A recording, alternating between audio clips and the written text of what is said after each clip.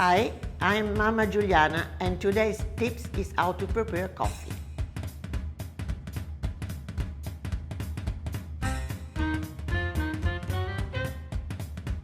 To prepare coffee, we need water,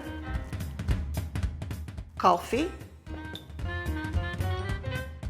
and the Moka Express machine. We open 3 parts. The first is where you put water inside with the valve. The other part is you put coffee, is the filter. And the third is from where the coffee comes out. We put water first. It's very important that the water has to stay under the valve. You put the filter and start to put coffee. Remember always the coffee has not to go just in the border of the machine. And don't push the coffee, just leave like this. It's very important, don't push.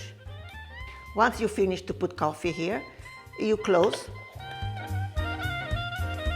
And now you put on the gas and wait that the coffee come out from here and arrive till the end of the third part of the machine.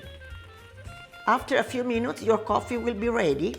You pour in the cup and enjoy a very good Italian coffee.